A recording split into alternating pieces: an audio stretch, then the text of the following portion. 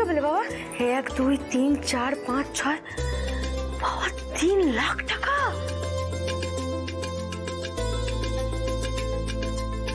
জমি বিক্রির টাকা সঙ্গে সঙ্গে দিয়েও দিল বাবা? দিয়ে দিল মানে 3 লাখ টাকা ক্যাশ দিয়ে দিল। ওর 64 লাখ টাকার কথা হলো। হ্যাঁ, এগ্রিমেন্টে সাইন টাইন সমস্ত করে এসেছি, কাজ কমপ্লিট। বাকি 61 লাখ টাকা ওর আমার অ্যাকাউন্টে ট্রান্সফার করে দেবে। ঠিকঠাক দেবে তো টাকাটা? কথা শোন, ছিঁড়ি দেখেছিস কথা? এই ওরা না বেইমানি করে না, বুঝেছিস? ওরা বিজনেসম্যান, সৎ মানুষ, হ্যাঁ শিক্ষিত, যত সৎ। আমাকে কি বলছে জানিস তো? আমাকে বলছে মেয়ের বিয়ে দিচ্ছেন হরিপ্রসাদ বাবু, কিচ্ছু চিন্তা করবেন না, ধুমধাম করে মেয়ের বিয়ে দিন, একদম ব্যান্ড বাজিয়ে দিন, সময় মতো আপনি সমস্ত টাকা পয়সা পেয়ে যাবেন। আচ্ছা শোন মা, টাকাগুলো ভালো করে রাখ, ধর, হ্যাঁ গুছিয়ে রাখ। ক্যাটারিং এর লোকজন আসবে কিন্তু, হ্যাঁ ওদেরকে কিন্তু এলে অ্যাডভান্স করে দিতে হবে। হ্যাঁ বাবা। ওরা তো মানে অ্যাডভান্স না পেলে আবার কাজই করতে চায় না। আমি আসছি। আচ্ছা শোনো, তোমার দিদিকে আবার জিজ্ঞেস করে নিয়েছো তো যে কি রঙের গাড়ি নেবে? সন্ধ্যেবেলা তো শোরুমে যেতে হবে। গাড়ি কি রঙের নেবে পছন্দ করে? হ্যাঁ বাবা এটা কি বলে গেল?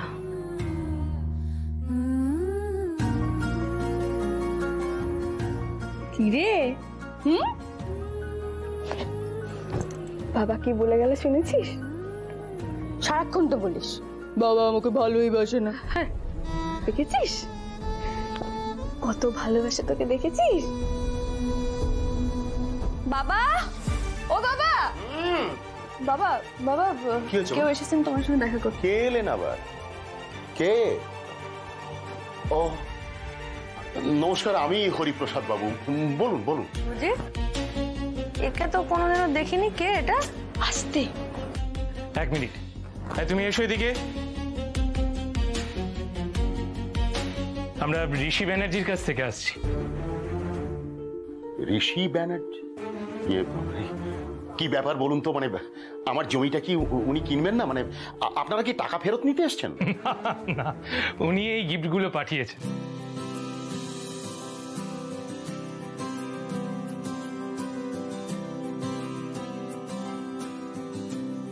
এই দেখুন, আপনারা ঠিক জানেন তো মানে ঋষি বাবুই পাঠিয়েছেন তো? মানে ঋষি বাবু আমাদের কাছেই পাঠিয়েছেন তো? হ্যাঁ, আপনার মেয়ের বিয়ে উপলক্ষে উনি এই গিফটগুলো পাঠিয়েছেন। তো আপনারা বাইরে দাঁড়িয়ে আছেন কেন? এ কি মাল ভেতরে ঢোকাতে হবে তো? Thank you. তুই বলতো হ্যাঁ একটু তোর হয়েছিল না? না ওটা যাওয়ার পরে খুললে হতো না? এটা হ্যাঙ্গার মতো নিয়ে চলে এলিস। চুপ কর না, এরকম করিস কেন? তুই বাইরের লোকের সামনে একদম জ্ঞান দিবি না বলে দিলাম। কি ভাবলো বলতো ওরা আমাদের? আমার গিফট আমি খুলতে পারবো না? চুপচাপ তুই এখন খুলবি না। আরে না কেন এরকম করিস দিদি? দাঁড়া দাঁড়া দাঁড়া, কি আছে দেখি।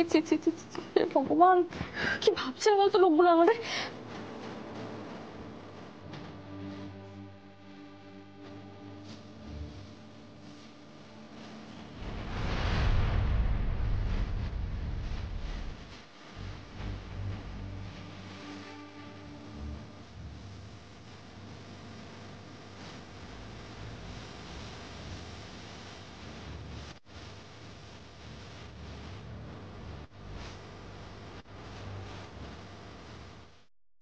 বিতান, তোমার নামটার মতোই তুমি সুন্দর দাদা ভাই।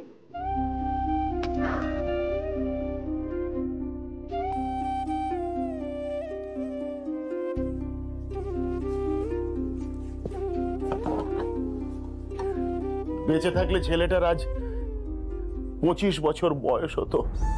কি ভালো ছেলেটা আমার, পড়াশোনায় কত ব্রিলিয়ান্ট, কত আশা, কত স্বপ্ন আমার ওকে ঘিরে। আজকে নিশ্চয়ই কোনো একটা ভালো ভালো কাজে ঠিক ঢুকে যেতে পারত, কতগুলো কুলাঙ্গার ওকে মেরে দিল। নাকে কান্না কেঁদো না তো বাবা, একদম নাকে কান্না কাঁদবে না। মটকা মটকা গরম হয়ে যাবে আমার এক্ষুনি। তোমার এই চোখের জলে না আমার বিন্দু মাত্র কষ্ট হয় না। দিদি প্লিজ, দিদি প্লিজ, দিদি প্লিজ, কি একদম দিদি দিদি করবি না বলে দিলাম। বাবাই তো ভয় পেয়ে গেছিল। কি গো বাবা, কেন তোমার আদরের ছোট মেয়ে উজিকে একটু বলো যে সেদিন তুমিই ভয় পেয়ে গেছিলে। হ্যাঁ দাদাকে কারা মেরে দিল তো জানতেই পারলাম না, পুরো কেসটাই ধামাচাপা পড়ে গেল। শোনো বাবা, তুমি যদি সেদিনকে ভয় না পেতে না, ওদেরকে আচ্ছা করে মজা দেখাতাম, কিছু পারি না পারি অন্তত জেল তো খাটাতাম, লুটে নিয়ে পুরো ফতুর করে দিতাম।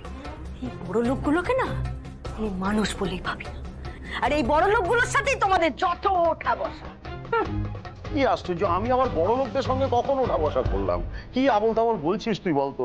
কেন আমার বিয়েতে নাকি আসছেন ঋষি বাবু? যেতে পরে তো খুব নেমন্তন্ন করতে গেলে, কেন করলে বাবা? কে গো ঋষি? কে ও? হ্যাঁ, বিরাট মহান কেউ নাকি?